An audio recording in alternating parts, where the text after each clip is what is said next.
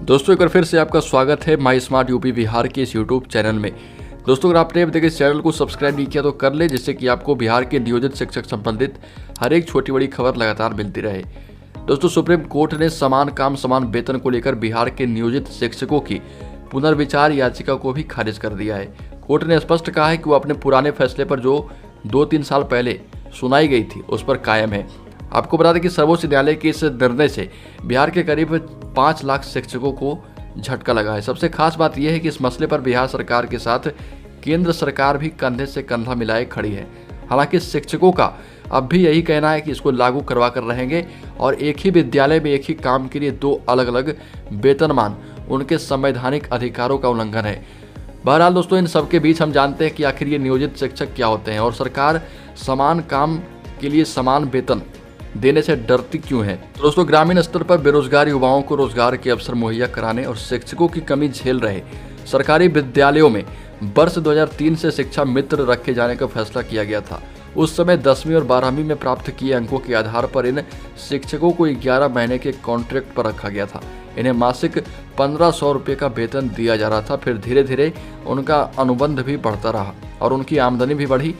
नए और पुराने शिक्षकों के वेतन में अभी भी काफ़ी अंतर है। दोस्तों वर्ष 2006 में इन शिक्षा मित्रों को ही नियोजित शिक्षक के तौर पर मान्यता दी गई थी। बिहार पंचायत नगर प्राथमिक शिक्षक संघ के अनुसार बिहार में मौजूदा समय में 3,70,000 समायोजित शिक्षक हैं जिन्हें अपने काम के हिसाब से वेतन नहीं मिल रहा है। दरअसल पूर्व से नियुक्त सरकारी शिक्षकों के वेतनमान इन नियोजित शिक्षकों के मुकाबले लगभग 2.5 गुना अधिक है और इसी का विरोध हो रहा। समय पर ऐसे वेतन वृद्धि होती रही है। हालांकि बिहार सरकार ने समय समय पर नियोजित शिक्षकों के वेतन में भी वृद्धि की है और इधर ही 15% की वृद्धि हुई है, लेकिन अभी तक लागू नहीं हो पाया है। वर्तमान नियोजित शिक्षकों में प्राइमरी टीचरों को 22,000 से 25,000 रुपये प्रतिमाह मिलते हैं। वहीं माध्यमिक शिक्षकों को 22 से 29,000 रुपये मिलते हैं और वहीं हाई स्कूल के ऐसे शिक्षकों को 22 से 30,000 रुपये मिलते हैं। आइए दोस्तों अब जानते हैं कि समान काम के लिए समान वेतन सरकार क्यों नहीं लागू करती है। तो दोस्तों राज्य सरकार समान काम समान वेतन पर इसलिए आगे नहीं बढ़ रही है क्योंकि राज्य में लगभग 4.25 लाख नियोजित शिक्षक हैं। ऐसे में अगर फैसला शिक्षकों के पक्ष में आता है तो उनका वेतन करीब 35 से 40 हज़ार हो जाएगा और राज्य सरकार के अनुसार वह इस अतिरिक्त खर्च करने के काबिल नहीं है क्योंकि नीतीश सरकार तो पहले ही शराबबंदी करके अपने जो राजस्व में कमी कर चुकी है। केंद्र सरकार भी जो इस शिक्षकों का साथ नहीं दे रही है।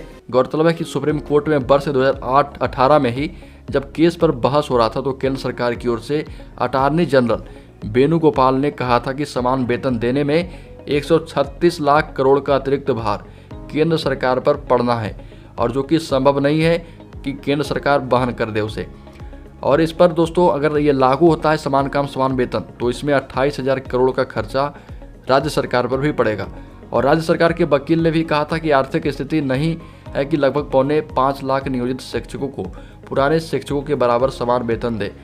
तो शिक्षकों का कहना है दोस्तों कि जब आर्थिक स्थिति ठीक नहीं थी तो रखा क्यों गया।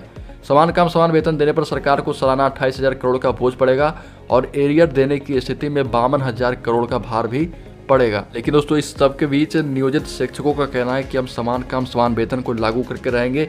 नियोजित शिक्षक संघ फिर से लड़ेगा और इस पर सरकार की मंशा को साफ साफ जाहिर करवा कर रहेगा। नियोजित शिक्षक संघ कह चुका है कि समान काम समान वेतन नियोजित शिक्षकों का मौलिक अधिकार है, ना कि सरकार कोई खैरात में इसे देगी।